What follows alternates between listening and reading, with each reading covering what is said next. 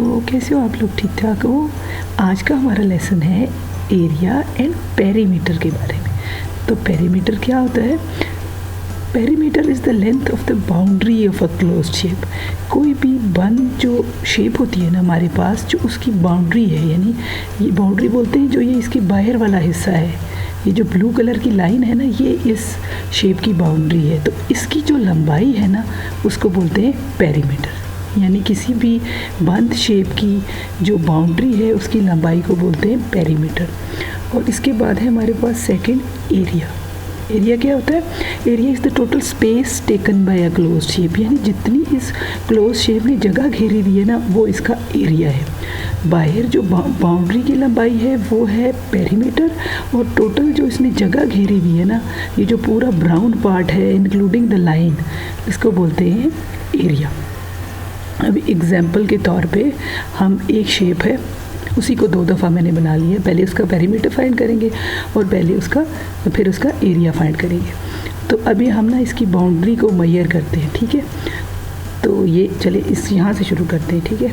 तो ये हो गया 1 2 3 4 5, यानी एक स्क्वायर के अंदर जो है ना हम काउंट करते जा रहे हैं, यानी यहाँ से यहाँ तक 1, फिर यहाँ से यहाँ तक 2, फिर 3 4 5 6 7 8 9 10 11 12 13 14 15 16 17 और 18। तो पेरीमीटर कितना आ गया हमारे पास?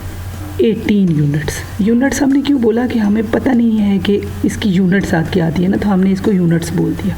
यानी इस एक जो स्क्वायर है या एक स्क्वायर की साइड को जो है हम यूनिट बोलते हैं, ठीक है? तो 18 जो है वो यूनिट्स है इसका पेरीमीटर। ये इसकी साइड्स की टोटल लेंथ है इस शेप की। ये जो रेक्टेंगल टाइप शेप है ना, इसके साइड्स की टोटल लेंथ है 18 यूनिट्स, तो वो उसका पेरीमीटर हो गया। अभी नेक्स्ट हम जो एरिया फाइंड करेंगे ना, एरिया क्या होता है कि इस शेप ने टोटल कितनी जगह घेरी हुई है। तो हम इसके अंदर ये जो बॉक्सेस है ना, ये सारे जो है वो काउंट करेंगे।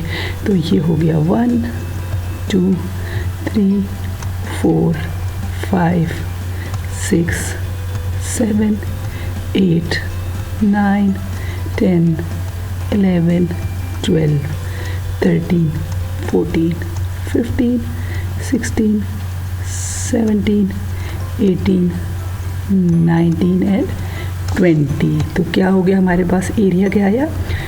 20 स्क्वायर यूनिट्स। जो एरिया का यूनिट है ना वो स्क्वायर में आता है, तो इसलिए उसको लिखते हैं area is equal to 20 square units. ठीक हो गया? यहाँ तक आपको समझ आ गई? तो नेक्स्ट आपके लिए ये प्रैक्टिस टास्क है, ठीक है? जैसे अभी मैंने आपके सामने एरिया और पेरीमीटर फाइंड किया था ना एक शेप का, आप इस अपनी चीज़ का इस स्लाइड का स्क्रीनशॉट ले लें और ख़ुद फाइंड करें कि इन शेप्स का एरिया और पेरीमीटर क्या है। तो नेक्स्ट स्लाइड में आप जाके उसका आंसर कंपेयर कर सकते हैं, जो कि है ये। ठीक हो गया? अभी चलते हैं हम नेक्स्ट। अभी जो है ना हम फाइंड करेंगे area and perimeter of a rectangle. ये उस केस में है जब हमें उसकी साइड्स की लेंथ दी हुई होगी, ठीक है? तो ये क्या है? इस रेक्टेंगल की हमें दी हुई है कि लंबाई जो है वो 8 सेंटीमीटर है और चौड़ाई जो है वो या हाइट जो है वो 4 सेंटीमीटर है। तो हमें ये पता है कि जो रेक्टेंगल होता है ना उसकी अपोजिट साइड्स की लेंथ सेम होती है। यानी अगर ये 8 सेंटीमीटर है ना, तो ये साइड भी 8 सेंटीमीटर होगी, और अगर ये 4 सेंटीमीटर है ना, तो अपोजिट साइड ये वाली जो है ये भी 4 होगी, ठीक है? 4 सेंटीमीटर। तो पेरीमीटर क्या होता है? पेरीमीटर होता है कि इसकी बाउंड्री की लेंथ टोटल, यानी कि इसको टोटल को हम प्लस कर देंगे, यानी 4 सेंटीमीटर प्लस 8 सेंटीमीटर, फिर प्लस 4 सेंटीमीटर और फिर प्लस 8 सेंटीमीटर। तो हमारे पास पेरीमीटर आ जाएगा, यहाँ पे भी सेम या उसकी लेंथ है, और हमारे पास पेरीमीटर क्या आ जाएगा? 4 + 8 + 4 + 8 इज इक्वल टू 24 सेंटीमीटर, ठीक है? सिमिलरली जब हम एरिया फाइंड करते हैं ना, तो एरिया फाइंड करने का एक फॉर्मूला है कि लेंथ इनटू विड्थ, ठीक है? या ब्रेड्थ भी बोलते हैं विड्थ को। लेंथ इनटू विड्थ करते हैं तो हमारे पास रेक्टेंगल का एरिया आ जाता है। लेंथ इनटू विड्थ, विड्थ को ब्रेड्थ भी बोलते हैं एट टाइम्स, चौड़ाई यानी कि उसकी लंबाई और चौड़ाई को आपस में मल्टीप्लाई करते हैं ना जब रेक्टेंगल की, तो उसका एरिया आ जाता है। तो यहाँ को 8 को 4 से मल्टीप्लाई करेंगे तो 8 4 क्या होगा 30, यस 32 स्क्वायर सेंटीमीटर। ठीक हो गया। तो हमारा एरिया जो है इसने जो जगह घेरी है ना वो 32 स्क्वायर सेंटीमीटर घेरी है, और इसकी बाउंड्री की जो लेंथ है वो 24 सेंटीमीटर है। ठीक हो गया। और जो स्क्वायर सेंटीमीटर है ना उसको ऐसे भी लिखते हैं, या आप यहाँ से छोटा सा एस और क्यू लिख के सेंटीमीटर लिख दें, या सेंटीमीटर के ऊपर यहाँ पे ना 2 लिख देते हैं, तो उसकी भी इन दोनों का एक ही मतलब है। अब जो है हम स्क्वायर का एरिया और पेरीमीटर फाइंड करेंगे।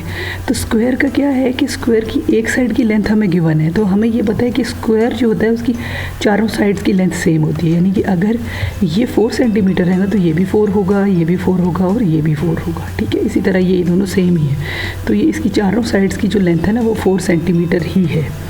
तो पेरीमीटर क्या करेंगे हम 4 + 4 + 4 + 4। ठीक है, ये आ गया हमारे पास चारों, ये 4 सेंटीमीटर, फिर ये साइड और फिर ये साइड।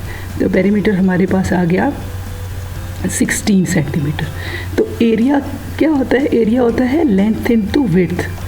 ठीक हो गया, area is equal to length into width. तो लेंथ भी 4 सेंटीमीटर है और विड्थ भी 4 सेंटीमीटर है, तो 4 को 4 से मल्टीप्लाई करेंगे तो हमारे पास आता है 16 स्क्वायर सेंटीमीटर।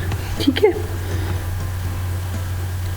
तो एरिया आ गया 16 स्क्वायर सेंटीमीटर। पेरीमीटर था 16 सेंटीमीटर और एरिया है 16 सेंटीमीटर स्क्वायर या 16 स्क्वायर सेंटीमीटर। ठीक हो गया। अब आपको ये आइए आपके लिए टास्क है। ठीक है, ये आपने इस रेक्टेंगल का पेरीमीटर और एरिया फाइंड करना है और फिर इस स्क्वायर का पेरीमीटर और एरिया फाइंड करना है। ठीक है, तो आप ये एक जगह पे नोट कर लें अपने आंसर्स, और फिर इस स्लाइड से आके जो है ना वो अपने आंसर्स को आप कंपेयर कर सकते हैं। ये था हमारा लेसन एरिया और पेरीमीटर के बारे में। आप अच्छे से ये लेसन जो है वो किसी बड़े के साथ वीडियो देख के समझ लीजिएगा, और मैं आपसे मिलूँगी नेक्स्ट लेसन में। सी यू देन, अल्लाह हाफिज़, बाय बाय, टाटा।